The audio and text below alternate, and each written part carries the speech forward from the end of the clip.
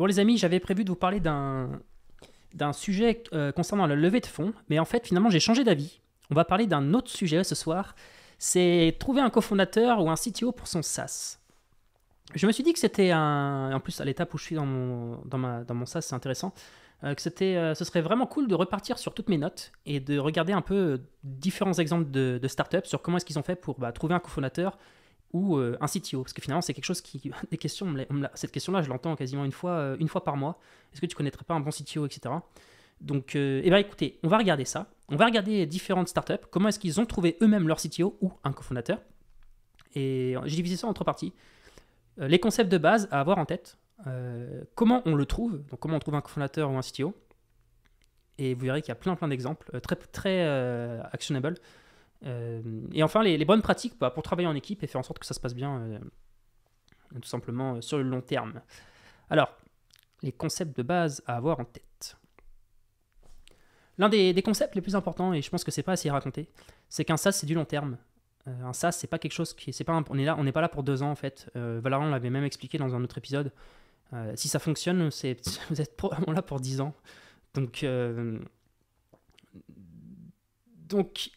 il va falloir quand même bien rentrer ça en tête. Quand on cherche un cofondateur, il faut trouver quelqu'un avec qui tu vas aimer travailler et qui est prêt à s'investir avec toi sur les 5, 10, allez, 20 prochaines années. J'exagère un peu sur les 20 prochaines années, parce qu'en général, mais il faut partir de cet esprit-là. Parce que ça va être une décision très importante. Avant de s'associer, il est important de vérifier si on est compatible. Idéalement, si on a déjà travaillé ensemble sur des petites choses et de voir si ça fit. Ça, c'était un conseil qui avait été donné par Nadia Gabriel. Et ça revient un peu au point précédent. Partez avant de vous associer avec quelqu'un, essayez surtout si vous n'avez jamais eu tout le moindre contact avec lui, partez en vacances ensemble. Un petit week-end, etc. J'en sais rien. Faites quelque chose ou démarrez un petit projet, un petit truc. Parce que là encore, on est sur quelque chose qui est important et c'est un concept de base à vraiment retenir. Il y a plein de boîtes qui pètent pour des mauvaises associations.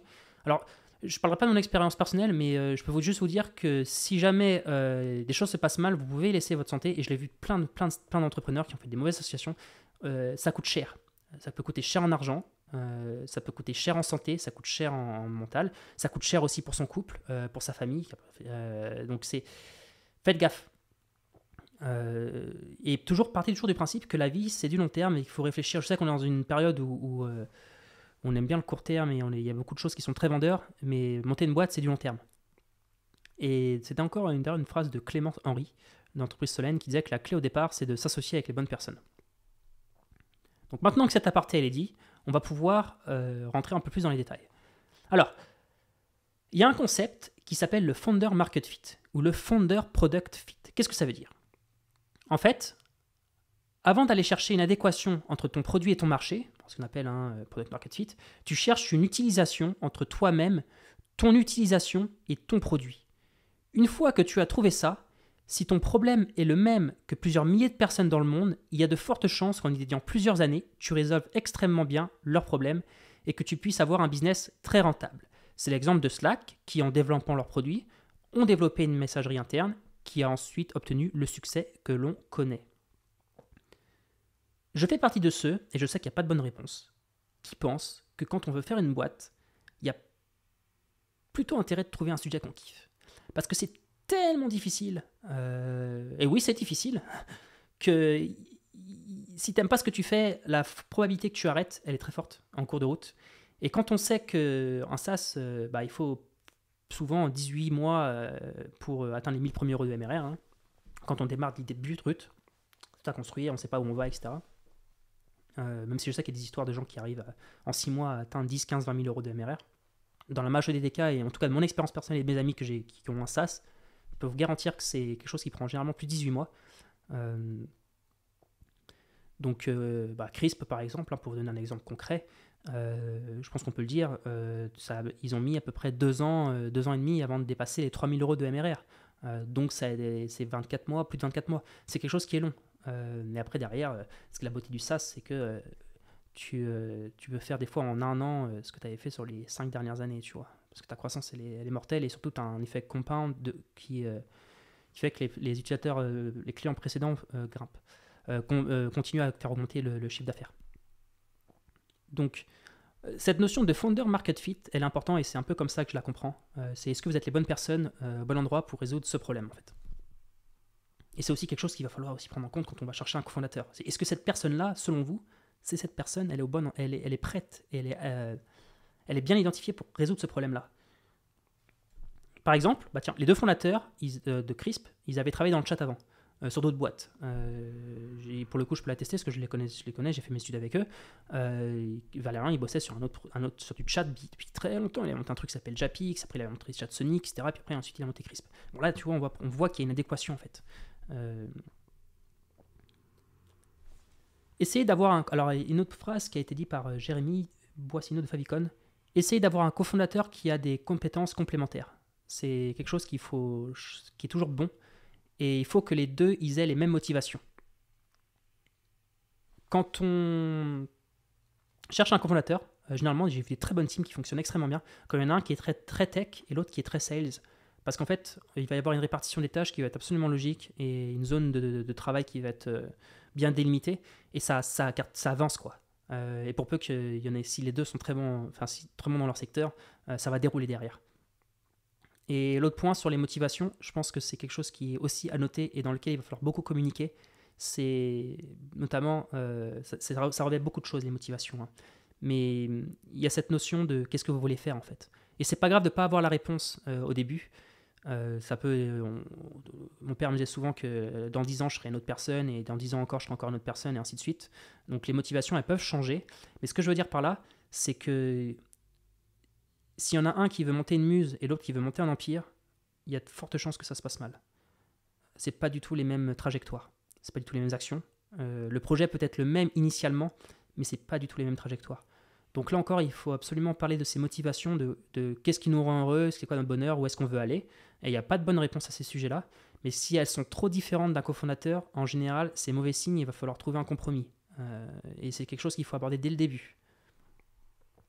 Pour éviter d'avoir, j'en ai vu plein, hein, des entrepreneurs qui trouvaient la boîte est scale en fait, et puis comme une boîte, qu'est-ce qui se passe quand une boîte est scale ? C'est plus le produit en fait, c'est la boîte qui devient le produit. Et là arrivent des problématiques où une personne peut ne plus trouver son compte en fait, et ne plus se trouver à la bonne place dans l'entreprise. Et là, c'est souvent des situations, j'ai des exemples en tête dont je ne citerai pas, où ils ont dû se séparer en fait, parce qu'ils trouvaient pas, l'un des cofondateurs ne trouvait pas son compte dans la boîte. Donc, pensez à discuter un maximum des motivations et surtout à cerner les motivations avant de faire entrer quelqu'un. Ensuite, une citation de Thibaut Clément de l'entreprise Lumni. Alors, lui, il expliquait qu'avec son associé, il faut des valeurs communes, des compétences complémentaires et des intérêts convergents. Cela donne une tranquillité d'esprit qui est obligatoire. En fait, c'est déjà tellement dur de monter un business que si déjà, tu n'es même pas sûr que la personne à côté de toi, vous allez pouvoir traverser ça de manière sereine, le niveau de difficulté, il vient tout simplement de se multiplier par 5. Donc, ouais. Là encore, les notions de valeur, de compétences complémentaires et d'intérêts convergents, c'est peut-être probablement les premières choses qu'il faut sans cesse parler avec son cofondateur. Et pas juste une fois, en fait, régulièrement. D'ailleurs, je vous donnerai même un tips à la fin de la vidéo sur la troisième partie sur comment est-ce qu'on fait derrière pour rester en bon terme et toujours communiquer essentiellement avec ses associés, parce qu'on a fait une technique de ouf. Il y a très longtemps, et je ne l'ai pas vu circuler beaucoup pourtant, mais elle est vraiment super. Alors, Léonie de Verdelan, si elle pouvait, elle n'aurait pas commencé toute seule. Elle a monté la boîte qui s'appelle Jeudi Merci. Car dans les premiers moments, c'est un peu lourd. Par contre, elle ne regrette pas d'avoir recruté des gens géniaux très vite, qu'elle considère comme des late founders. Et ça, j'ai beaucoup aimé cette phrase-là, tout simplement parce que moi aussi je démarrais tout seul. Et honnêtement, au début, quand on démarre un SaaS, si vous êtes dans cette situation-là, il ne faut pas se chercher d'excuses. Je sais que des fois, ça peut être un peu effrayant de commencer tout seul, mais c'est pas grave. Si vous attendez à chaque fois que les étoiles soient alignées, il y a de fortes chances que vous ne fassiez rien. Ça me fait même penser, si je peux me permettre, une aparté d'une personne qui faisait mes études avec moi il y a longtemps à Éthique. J'ai oublié son prénom d'ailleurs, ça fait tellement longtemps. Et je me souviens à l'époque, j'étais jeune, hein, je devais avoir 18 ans. Et elle était partie en Australie. Et je lui avais dit, t'avais pas eu peur d'être partie en Australie toute seule ? Et elle me disait, non, tu sais quoi, dans la vie, en fait, Si tu attends tout le temps que les gens soient prêts pour faire les choses, tu fais jamais rien. Et ça m'avait marqué, je l'ai toujours retenu, et d'ailleurs je la cite encore 10 ans plus tard, parce qu'en fait, il y a cette notion-là en fait, de ne pas tout le temps attendre que dans la vie les étoiles soient alignées. Mais par contre, gardez en tête que être seul, c'est une expérience particulière qui n'est pas toujours très agréable, je peux en parler, parce qu'en fait, l'autre point aussi qui est chiant, c'est qu'on n'a personne avec qui célébrer.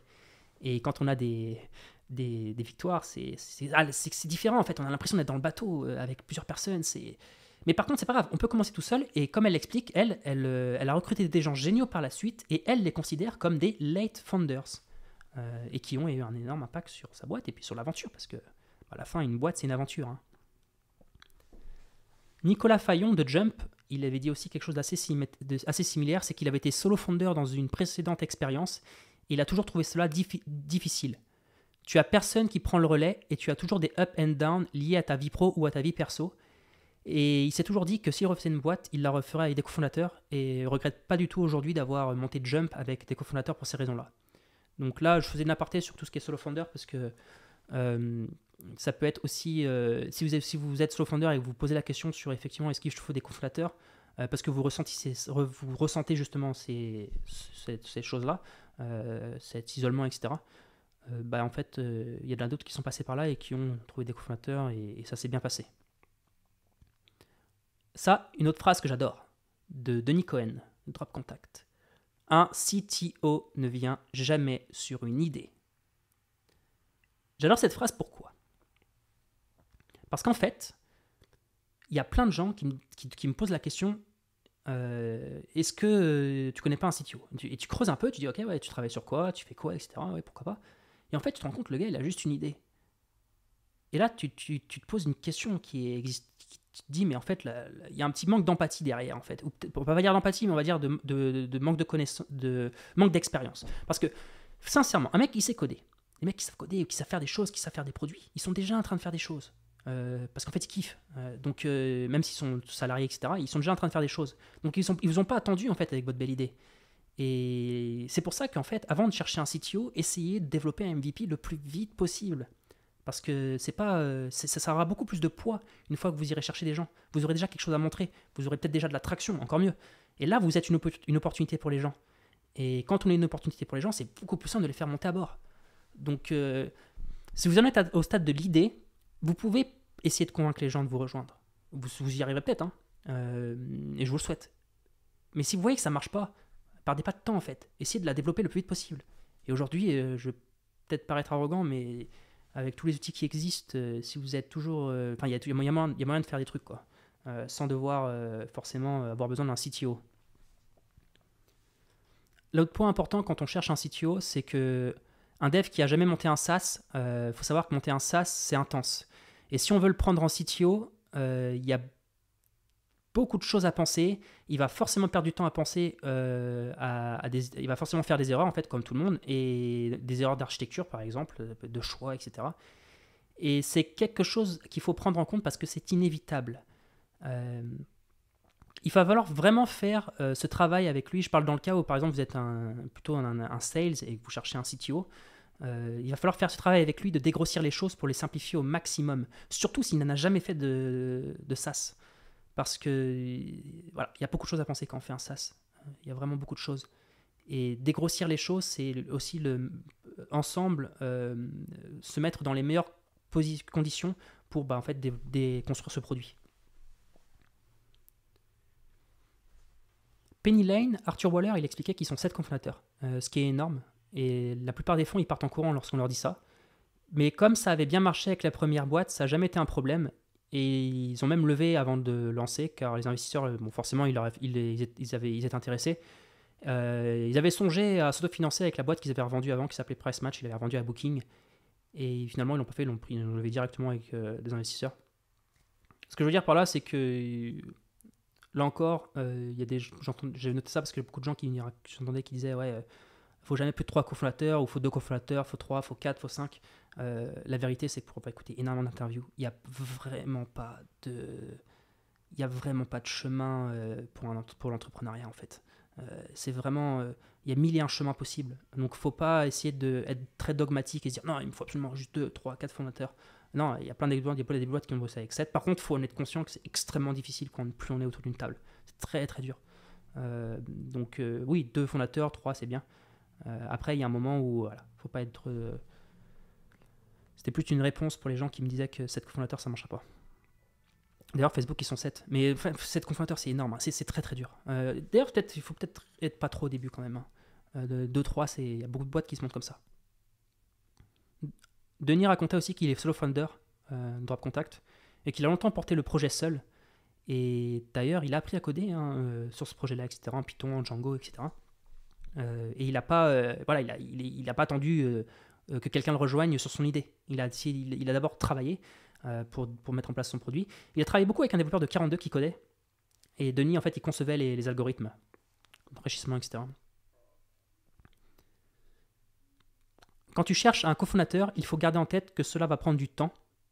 Il faut aussi être sûr que vous gérez l'argent de la même manière. C'était une phrase de Pierre Dutaret de Libéo. L'argent. Là aussi, on est absolument dans les notions de valeur. Il n'y a pas de bonne réponse. Hein. Alors là, mais c'est comme dans un couple. Il y a des choses dans lesquelles il ne faut pas mettre sous le tapis, en fait. Il faut ensemble essayer de voir si on est compatible. Est-ce qu'on gère l'argent de la même manière? J'ai plein d'exemples, même des histoires assez saugrenues.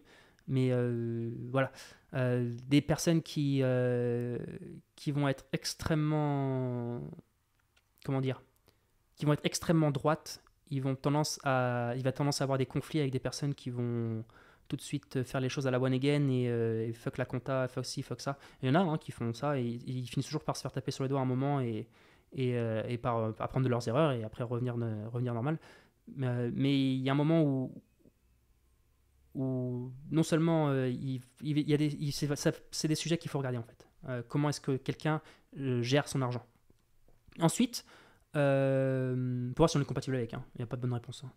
Quand tu cherches un cofondateur, voilà, ça va prendre du temps aussi. C'est normal si vous n'avez pas trouvé un cofondateur tout de suite. Moi, c'est quelque chose qui a pris beaucoup de temps, beaucoup de temps, plusieurs années. Après, c'est parce que j'ai pas forcément cherché. Mais il y a un moment où, voilà, partez du principe que ça va prendre du temps. L'autre point important de Nicolas Fayon, et on terminera cette partie sur ça, il adore passer du temps avec ce cofondateur, ce qui est un élément extrêmement important. Nicolas Fayon, il a monté une boîte qui s'appelle Jump, et honnêtement, je trouve cette phrase, elle est super cool. Pour une raison simple, c'est que franchement, quand on aime passer du temps avec son cofondateur, on simplifie tellement l'aventure. Vous savez, il y a un truc que j'ai appris, c'est que tous les voyages, ils sont d'ailleurs, c'est une question que j'adore poser en soirée. Tous les voyages, ils sont pas égaux. Si je vous demande quel est votre voyage préféré, non, je vais la retourner.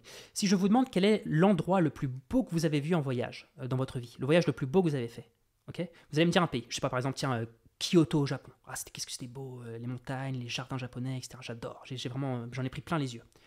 Et ensuite, si je vous demande quel est le voyage que vous avez le plus apprécié dans votre vie? Et bien très souvent, quand je pose cette question-là en soirée, il y a plein de gens qui me répondent 2 voyages différents. Et pourquoi? Eh bien parce que dans le deuxième voyage, en fait, le voyage qu'ils sont préférés, c'est souvent parce ils ont adoré le moment qu'ils ont passé avec les gens qui composaient ce voyage. Et ça fait partie d'une de mes notions que j'adore, c'est que pour moi le bonheur c'est les gens et aussi la construction de projets en commun, mais surtout le bonheur c'est les gens. Et souvent, et quand on veut monter une boîte, c'est la même chose en fait. Il va falloir être avec des gens avec qui on apprécie monter les choses. C'est là où on kiffe et dans lequel on va pouvoir avancer de l'avant, surmonter les difficultés. Quand on se prend 5 claques dans la journée, et ben en fait, ou quand on a une claque, on a une shot d'excitation, et puis après un moment de down, c'est ça un vie d'entrepreneur, c'est des hauts et des bas. Et ben en fait, ça va être super facile parce qu'à chaque fois, on va se dire, en fait, qu'est-ce qu'on s'en fout parce qu'on kiffe, on est ensemble, on avance. Donc ça aussi, je vous encourage vraiment à vraiment mettre ce facteur humain au cœur de votre réflexion sur le choix de vos cofondateurs. Parce que monter une boîte avec des gens qu'on n'aime pas ou qu'on n'apprécie pas forcément beaucoup, pour un tas de raisons, parce qu'on n'a pas besoin de s'entendre avec tout le monde, franchement, je pense que la première victime, c'est vous-même, c'est soi-même. Et donc faites gaffe sur ça. Montez une boîte avec des gens que vous kiffez. Des fois, on n'a pas le choix, mais honnêtement, essayez quoi. Le maximum. Faites une faveur à vous-même. Bon, alors maintenant, on va peut-être passer sur le point qui était sûrement ce pourquoi peut-être c'était venu, une fois qu'on a fait tout nos concepts de base sur les choses à avoir en tête quand on choisit un cofondateur, c'est comment est-ce qu'on le trouve. Et là, j'aimerais justement éclaircir différents points et montrer comment différentes startups ont pu trouver leur cofondateur. Donc on va commencer par le premier point. Augustin Protte, de l'entreprise Wiglot, qui est aussi un SaaS, il a rencontré son associé via une introduction de Balthazar de Lavergne de The Family, car sa startup, elle s'arrêtait et il leur avait proposé de se rencontrer car ils avaient des profils complémentaires. Et franchement, il y allait, ils ont pris un café ensemble et ça s'est super bien passé. Et puis après, derrière, ils ont pu continuer à avancer. Pourquoi j'ai noté cette phrase-là? Pour deux raisons. Déjà parce que c'est vrai qu'à The Family, pour y avoir travaillé, j'ai vu beaucoup de fois où il y a eu cette notion de recyclage en fait. Tu as deux startups qui fail, parce que ça fail, hein, quand on a beaucoup de startups.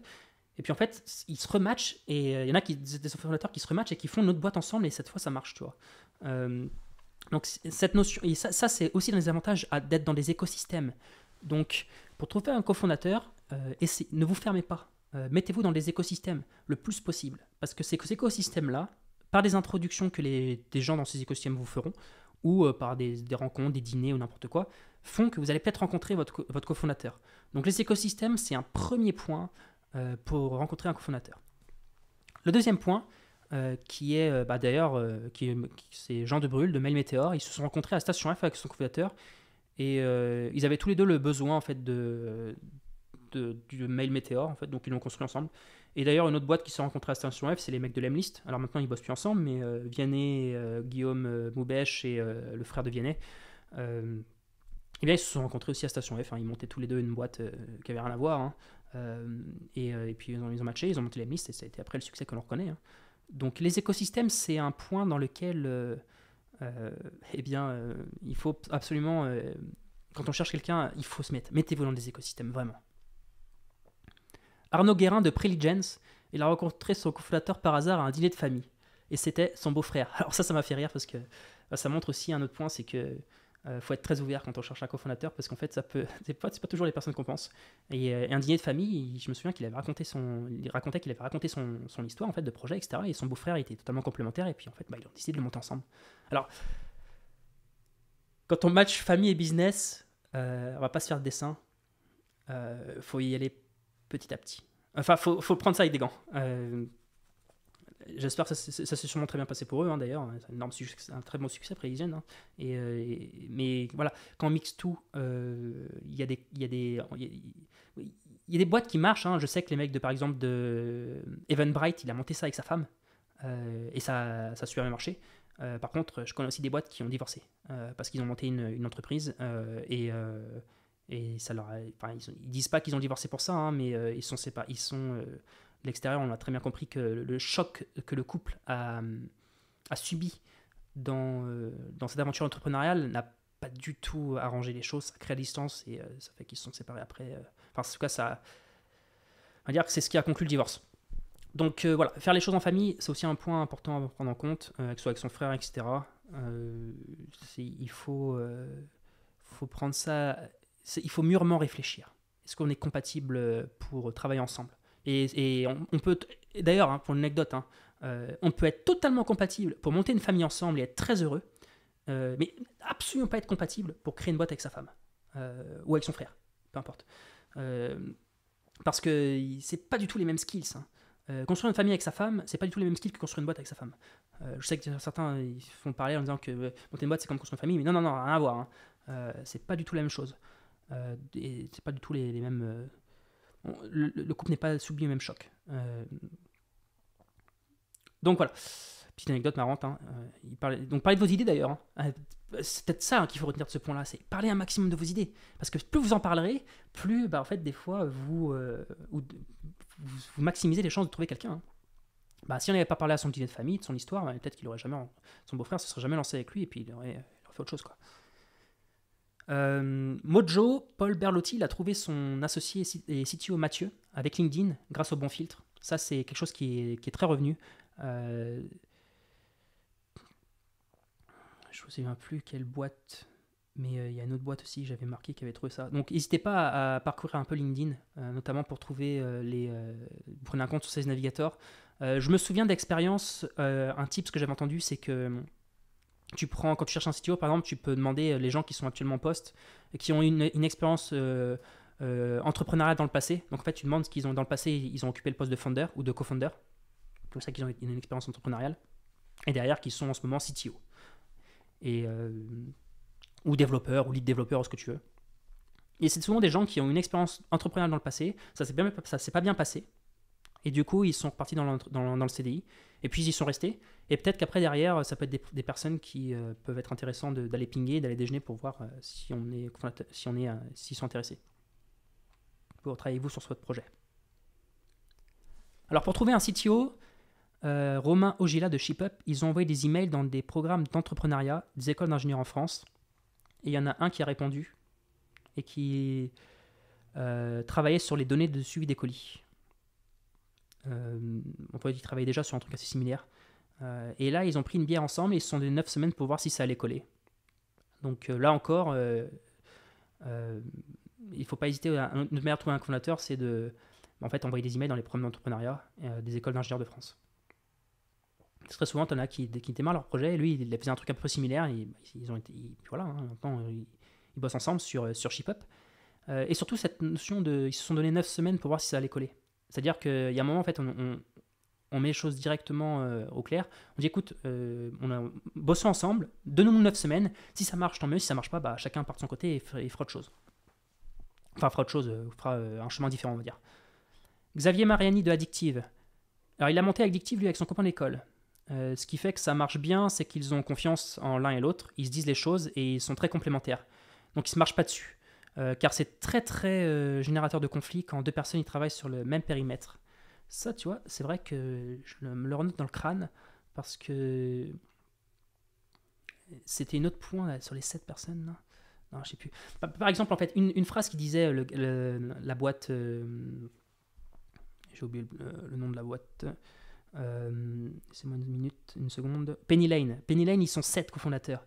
Il avait d'ailleurs donné ce conseil. Il avait dit quand vous êtes 7, le plus important, c'est de absolument définir les périmètres d'action de chaque personne et de faire en sorte que chaque personne il marche pas dessus. Parce qu'en fait, plus de personnes y travaillent ensemble, plus si les périmètres ne sont pas bien définis, ça peut être absolument générateur de conflits. D'où l'importance aussi d'ailleurs de trouver des gens qui sont complémentaires, qui vont pouvoir s'occuper des périmètres d'actions qui sont soit pas du tout votre expertise, soit pour lesquels vous n'aurez pas le temps de travailler dessus parce que vous êtes défini directement sur un autre périmètre. Ali El Hariri de Bulldozer, il a fait quelque chose de différent. Il a démarré seul sa boîte, et puis a fait progressivement au fur et à mesure du projet, parce qu'il s'est allié avec un cabinet d'études qu'il a rencontré plus tard. Bulldozer, je sais que c'est un truc en rapport qui travaille beaucoup avec les architectes. Donc en fait, il y a un cabinet d'études qui a été absolument intéressé par son produit, etc. Et progressivement, il s'est allié avec lui. Donc là encore, une autre manière de trouver un cofondateur progressivement.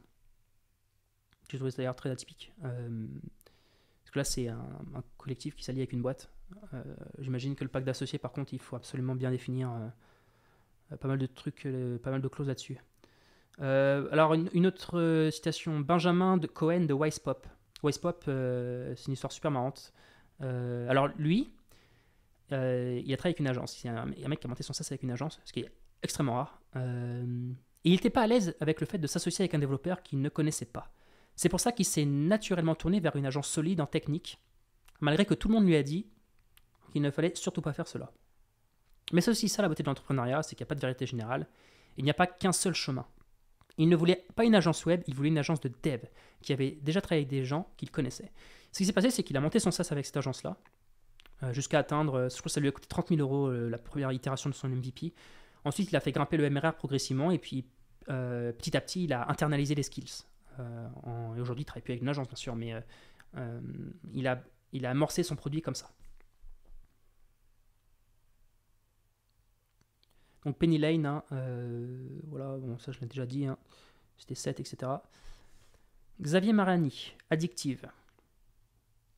Ils n'étaient pas techniques, donc ils ont eu besoin de lever de l'argent. Ils ont fait le tour des fonds en 2012, mais c'était pas simple de lever quand tu avais rien avec une vidéo pour faire croire que le MVP existe. Ils ont aussi contacté la plupart des CTO sur Paris sur LinkedIn. Grâce à une intro, ils ont fini par le trouver, avec qui ils ont travaillé 6 ans. Dès qu'ils ont eu leur CTO, un fonds a accepté de faire l'amorçage de 600 000 avec des business angels. Il n'y avait même pas de boîte, il a fallu le créer. C'était assez rock'n'roll, mais c'était marrant. D'ailleurs, il avait dit que après, il avait regretté d'avoir donné 30% trop vite de sa boîte. Là, pourquoi j'avais noté cette phrase-là, c'est parce qu'en fait, il a contacté beaucoup de CTO sur LinkedIn. Notre manière de trouver. Et d'ailleurs, en tant que fondateur, il y a un moment où votre force de vendre votre projet, de vendre votre direction, de vendre votre vision, elle est très très importante. Parce que c'est ce qui permet des fois d'être la différence entre une personne qui décide d'abandonner sa carrière actuellement pour vous rejoindre, parce qu'il croit est-ce que vous vendez l'énergie, etc. Donc il faut avoir beaucoup d'énergie, et quelqu'un qui va dire oh non, en fait, ce projet-là, ça ne m'intéresse pas. Je ne prends pas le risque. Donc ça aussi, il faut le travailler. Hein. Quand on cherche un cofondateur, un CTO, il faut travailler son énergie, il faut travailler sa vision, il faut travailler ses arguments. Il faut montrer où on va, il faut montrer l'opportunité que vous êtes en fait pour ces personnes-là. Et c'est pas un truc qui s'improvise. Il y en a qui sont naturellement doués, mais ça se travaille. Une autre manière de faire, c'est que Arthur Koudoy de Hack-Solo, il a décidé d'intégrer 42 pour se rapprocher du milieu des startups à 25 ans, et c'est là qu'il a rencontré son cofondateur. Bon là c'est autre chose, c'est radical, hein, mais si vous êtes jeune et vous avez un projet, etc., n'hésitez pas à faire comme lui, à rejoindre 42, et pour vous justement, encore une fois, vous remettre dans un écosystème, ou à rejoindre Station F, etc. Mettez-vous dans les écosystèmes, c'est très important. Di Meglio de Matera. Son cofondateur, il a aussi fait le wagon pour apprendre à coder et faire le produit, car quand tu n'as pas de produit ni de fonds, c'est dur de trouver un CTO associé en tech. Ils avaient fait un Wix Rapidos pour faire leur premier site, mais le wagon leur a permis de faire beaucoup plus. Et d'ailleurs, Antoine Laurent de Hublot, il a aussi fait le wagon pour apprendre à coder, et ça a été une de ses meilleures décisions.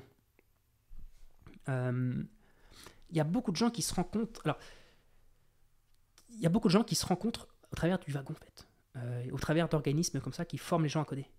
Honnêtement, je pense que le wagon, c'est top pour ça. Quand on veut faire un SaaS, il y a un produit à faire. Et quand il y a un produit à faire, il y a du code à taper à un moment. Si vous êtes tout seul et vous avez envie de faire un SaaS, honnêtement, de toute façon, on est là pour le long terme. Prenez vos CPF ou je sais pas quoi. Prenez le wagon pendant... combien de temps ça dure le wagon 3 mois, 6 mois, j'en sais rien, 3 mois je crois. Et faites-le en fait. Apprenez à coder. C'est 3 mois de votre vie qui va vous apporter tellement de choses pour après manager les boîtes. J'ai pas dit que vous deviez forcément coder 100% du temps jusqu'à la fin de votre vie. Mais ces skills-là, elles vont peut-être vous permettre de rentrer dans un écosystème qui va vous, derrière, au sein même du wagon, de trouver votre cofondateur. Et honnêtement, aujourd'hui, je trouve que coder, c'est vraiment devenu une compétence qui est puissante, en fait, derrière, même pour manager des gens. Je sais qu'on n'est pas obligé, hein, mais en tout cas, si vous êtes tout seul et isolé, rejoignez le wagon, vous allez trouver des mondes. C'est typiquement ce genre d'endroit qu'il faut rejoindre pour trouver des cofondateurs et itérer sur une idée. En plus, il n'y a aucune excuse aujourd'hui avec les CPF, etc. Plutôt que de les laisser moisir dans une enveloppe, autant les utiliser si vous avez 3 mois dédiés à ça. Et puis d'ailleurs, ça vous permettra de voir aussi si c'est vraiment fait pour vous.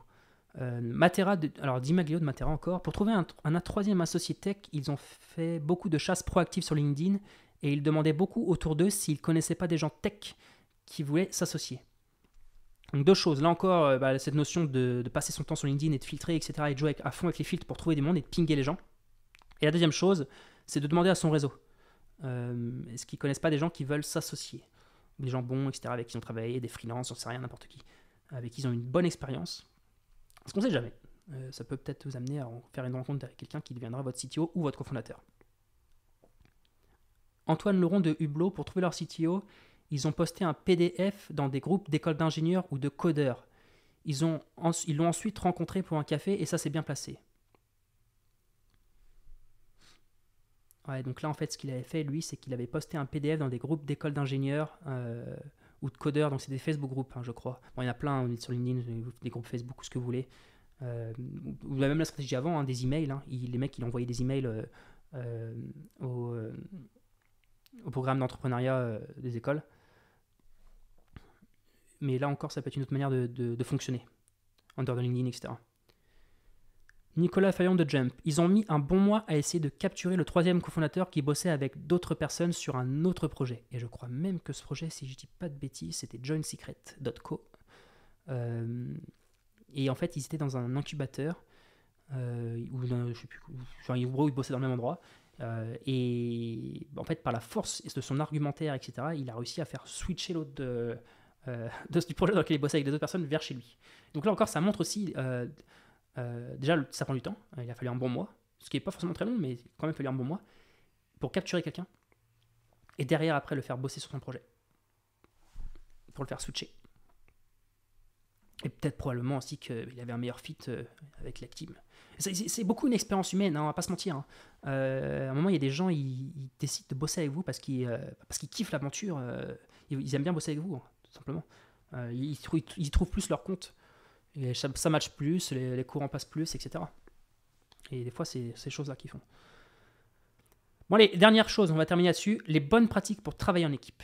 Très souvent, il y a des divorces associés quand on n'a plus confiance en l'autre ou quand on est plus prêt à l'écouter quand il nous dit des choses désagréables. En gros, je la refais. Quand quelqu'un il est plus à même de, il vous écoute plus en fait parce que toutes les choses désagréables que vous leur dites, il vous écoute plus. Là, très souvent, il y a un divorce qui va s'amener. Et je voulais terminer là-dessus parce que quand j'étais à The Family, j'avais rencontré un type et j'ai oublié son prénom. Je m'en excuse d'avance, mais il avait parlé d'une technique qui s'appelait le fuck you meeting. Et lui, il avait une agence à l'époque. Et tous les vendredis, il se réunissait, ou tous les 15 jours, je ne sais plus, il se réunissait avec ses deux cofondateurs autour d'un truc qui s'appelait le fuck you meeting. Et j'ai adoré cette manière de faire. Comment ça marche ? En fait, c'est un meeting qui est spécialement fait pour dire les choses désagréables. Donc on sait déjà à quoi s'attendre quand on va au fuck you meeting, on sait à quoi s'attendre. Alors des fois ça se passe bien, il n'y a rien à dire, parce qu'en fait tout est pour le mieux dans le meilleur des mondes, mais en tout cas les choses, on sait que c'est dans ces endroits-là qu'on va se dire les choses. C'est-à-dire que le fait d'avoir réservé un moment dans la semaine ou une fois dans le mois pour ce stage-là, et ben en fait quand quelque chose se passe mal dans une boîte, on va le noter. Un cofondateur nous a mal parlé parce qu'il était énervé, j'en sais rien, n'importe quoi. Il travaille pas assez. Ça fait 15 jours qu'il bosse pas assez parce que je sais pas qu'est-ce qu'il a dans sa tête. On le note, on le repère. Et ensuite, au sein de ce meeting, on en parle ensemble. Et ce qu'il faut comprendre, c'est que beaucoup de choses peuvent être réglées par de la communication, pour peu qu'on ait le courage d'aborder les choses et d'écouter aussi beaucoup l'autre personne, etc. Et que l'autre personne ensuite prenne ou qu'on prenne nous-mêmes un plan d'action pour pouvoir que ça se reproduise plus ou pouvoir progressivement résoudre le conflit. Mais cette notion de fuck you meeting, vraiment, moi je la trouve géniale. Et je l'ai notée. Et je voulais la mettre dans ce point-là parce que je pense que c'est quelque chose qu'il faut mettre en place dans son équipe de cofondateurs. Et honnêtement, des meilleurs amis qui montent des startups, il y a toujours à un moment donné des points de friction, tout simplement. Travaille pas assez, je sais pas. Ne veut pas recruter quelqu'un à un poste alors qu'il faut le recruter, mais parce que la personne ne veut pas laisser les commandes. Je sais pas, elle a décidé qu'elle ferait le DevOps, elle veut faire le DevOps, mais on a besoin de lui partout et en fait il faut falloir qu'il recrute quelqu'un pour faire le DevOps, tu vois, parce qu'en fait on a besoin de lui. Mais il veut pas le faire parce qu'il a pas envie de laisser quelqu'un mettre les mains dans le cambouis, c'est trop sensible. Là tu vois, c'est des choses, c'est des points de conflit qu'on peut résoudre dans ces genres de fuck you meeting, tu vois. Voilà. Bon. Eh bien écoutez, c'en est tout pour cet épisode. N'hésitez pas aussi à mettre en commentaire si vous avez d'autres idées pour trouver un CTO pour un cofondateur ou d'autres feedbacks sur ces vidéos-là. N'hésitez pas aussi à vous abonner. Les sujets qu'on va aborder prochainement, ça va être Turbo Repo. On fera un épisode ensemble. On va aborder tout ce qui est levée de fonds aussi. Et puis on va peut-être aborder aussi un autre point avec Valérian sur comment on code plus vite son SaaS. Comment est-ce qu'on peut faire pour coder plus vite son SaaS au début, puis après aussi, parce que ce qui est un truc très intéressant, c'est que dès qu'un SaaS grossit ou que l'équipe est double, on a l'impression qu'on va shipper 2 fois plus vite, mais en fait c'est pas du tout ce qui se passe. On ship des fois 2 fois moins vite, malgré que l'équipe a doublé de taille, parce qu'en fait le produit a atteint une taille où il y a beaucoup de choses en place et que c'est beaucoup moins, cette agilité on la perd. Donc on va aborder ça ensemble. Et puis un autre point aussi que j'aimerais bien aborder, c'est on fera cet épisode en présentiel à 3-4 sur les front-end, un tour d'horizon des frameworks front-end et les choix à faire quand on veut choisir un framework front pour son SaaS. Voilà, je vous souhaite un agréable week-end et à bientôt.